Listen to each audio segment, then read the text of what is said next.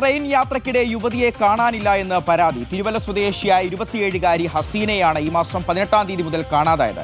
യുവതി മാനസിക വെല്ലുവിളി നേരിടുന്ന ആളാണെന്ന് മാതാവ് ജാസ്മി പറഞ്ഞു. കരുനാഗപ്പള്ളിയിൽ നിന്ന് കായംകുളത്തേക്ക് ടിക്കറ്റ് എടുത്ത യുവതി അങ്കമാലിയിൽ ഇറങ്ങി. വീട് കരുനാഗപ്പള്ളിയിലാണെന്ന് അങ്കമാലി പ്ലാറ്റ്ഫോമിൽ ഉണ്ടായിരുന്നവരോട് ഹസീന പറഞ്ഞു. പ്ലാറ്റ്ഫോമിൽ ഉണ്ടായിരുന്നയാൾ കായംകുളത്തേക്ക് ടിക്കറ്റും എടുത്തു നൽകി. എന്നാൽ മകൾ കരുനാഗപ്പള്ളിയിലോ തിരുവല്ലയിലോ തിരികെ എത്തിയിട്ടില്ല എന്നാണ് മാതാവ് ജാസ്മി പറയുന്നത്. കുടുംബത്തിന്റെ പരാതിയിൽ പോലീസ് അന്വേഷണം ആരംഭിച്ചിട്ടുണ്ട്. പ്രവീൺ പുരുഷോത്തമൻ വിവരങ്ങൾ നൽകാൻ ചേരുകയാണ്. പ്രവീൺ, ഇപ്പോൾ ബുദ്ധിമുട്ട് നേരിടുന്ന യുവതിയാണ്, നമുക്ക് മനസ്സിലാവുന്നുണ്ട്. 3 ദിവസമായി ഇപ്പോൾ കാണാതെ പോയിട്ട്. സ്വാഭാവികമായിട്ടും ഓരോ ദിവസം കഴിയുന്തോറും കുടുംബത്തിന്റെ ഭീതി വർദ്ധിക്കുന്നുണ്ടാവും. എന്തെങ്കിലും ഒരു അപകടത്തിൽപ്പെടാനുള്ള സാധ്യതയും കൂടുതലാണ്. ആ പെൺകുട്ടി, ആ ഒരു സ്ത്രീ, യുവതി ഇപ്പോൾ എവിടെയോ സുരക്ഷിതയായിട്ട് ഇരിപ്പുണ്ട്. എത്രയും പെട്ടെന്ന് കണ്ടെത്തുമെന്ന് തന്നെയാണ് നമ്മളുടെ ഒരു ആത്മവിശ്വാസം. പോലീസിന്റെ ഭാഗത്തുനിന്നുണ്ടാകുന്ന സമീപനം എങ്ങനെയാണ്? കുടുംബം എന്താണ് ഇപ്പോൾ പറയുന്നത്?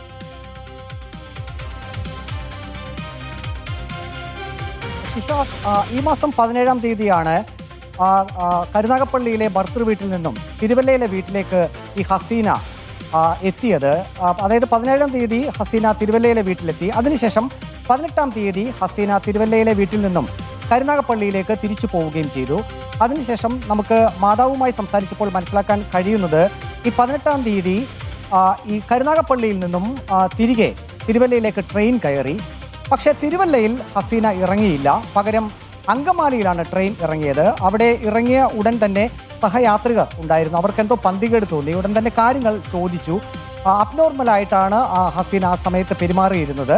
തുടർന്ന് ചായയും ലഘുഭക്ഷണമൊക്കെ അവർ തന്നെ വാങ്ങിച്ചു കൊടുത്തു. എവിടെയാണ് വീട് എന്ന് ചോദിച്ചപ്പോൾ കരുനാഗപ്പള്ളിയിലാണ് എന്ന് പറഞ്ഞു. അതിനുശേഷം അവർ തന്നെ കരുനാഗപ്പള്ളിയിലേക്ക് ടിക്കറ്റ് എടുത്തു നൽകി. പക്ഷേ ആ യാത്രക്കാർക്ക് പെട്ടെന്ന് തന്നെ പോകേണ്ട ആവശ്യം ഉണ്ടായിരുന്നതുകൊണ്ട് അവർ പോയി 1 മണിക്കൂറിന് ശേഷമാണ് തിരികെ കരുനാഗപ്പള്ളിയിലേക്ക് ഒരു ട്രെയിൻ ഉണ്ടായിരുന്നത്. പിന്നീട് എന്ത് സംഭവിച്ചു എന്ന് ഈ ഭക്ഷണമൊക്കെ വാങ്ങിച്ചു കൊടുത്ത ടിക്കറ്റ് എടുത്തു നൽകിയ ആളുകൾക്കും അറിയില്ല. പക്ഷേ ഈ തിരുവല്ലയിലേക്ക് ഹസീന തിരികെ എത്തിയിട്ടില്ല. ടിക്കറ്റ് എടുത്തു കൊടുത്തു എന്നുള്ളത് അത് ഉറപ്പാണ്. അതിനുശേഷം ഒരു സംശയം ഇപ്പോൾ ഉള്ളത്, മറുഭാഗത്തേക്ക് ഒരു ട്രെയിൻ ഉണ്ടായിരുന്നു, ചെന്നൈയിലേക്ക് ഒരു ട്രെയിൻ ഉണ്ടായിരുന്നു. ഒരു പക്ഷേ ആ ട്രെയിനിൽ ഈ ഹസീന മാറി കയറിയോ എന്ന ഒരു സംശയം കൂടി ഇപ്പോൾ വീട്ടുകാർക്കുണ്ട്. ഹസീനയുടെ അമ്മ ജാസ്മി അങ്ങനെയാണ് പറയുന്നത്.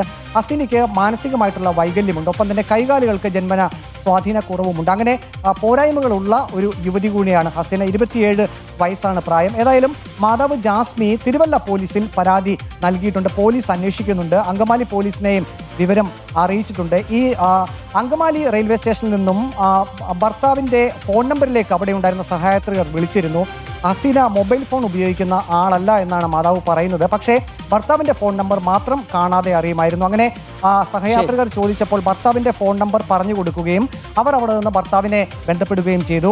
കരുനാഗപ്പള്ളിയിലേക്ക് ടിക്കറ്റ് എടുത്തിട്ടുണ്ട്, ഇവിടെ നിന്ന് ട്രെയിൻ കയറ്റി വിടുകയാണ് എന്ന് സഹയാത്രികർ അറിയിച്ചിരുന്നു. പക്ഷേ യുവതിയാണ്, അതോടൊപ്പം ശാരീരിക പ്രശ്നങ്ങളും ഉണ്ട്. ഉറപ്പായിട്ടും പ്രേക്ഷകരുടെ അറിവിലേക്ക് ഒരു കാര്യം കൂടി പറയുകയാണ്. ഇത് കണ്ടുകൊണ്ടിരിക്കുന്ന ആളുകൾ ഹസീനയുടെ ചിത്രം കണ്ടിട്ടുണ്ടാവും.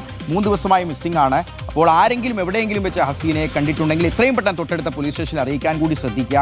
ഈ 3 ദിവസമായിട്ടും കേരള പോലീസിന് ഹസീനെ ഇത്രയധികം തെളിവുകൾ മുന്നിൽ ഉണ്ടായിട്ടും ഈ അങ്കമാലി വരെ എത്തി, അവിടെ നിന്ന് ട്രെയിൻ ടിക്കറ്റ് എടുത്ത് കൊടുത്തു, അവിടെ നിന്ന് ചെന്നൈയിലേക്ക് പോകാനുള്ള സാധ്യതയുണ്ട് തുടങ്ങിയ വിവരങ്ങളൊക്കെ ലഭിച്ചിട്ടും കണ്ടുപിടിക്കാൻ സാധിച്ചിട്ടില്ലെങ്കിൽ അത് പോലീസിന്റെ ആത്മാർത്ഥത കുറവാണ്. പോലീസ് കുറച്ചുകൂടി ആത്മാർത്ഥമായി ഈ കേസിൽ ഇടപെടണം. ആ കുടുംബത്തിന്റെ വേദന മനസ്സിലാക്കണമെന്ന് കൂടി ഞങ്ങൾ പറയുകയാണ്, അറിയിക്കുകയാണ്.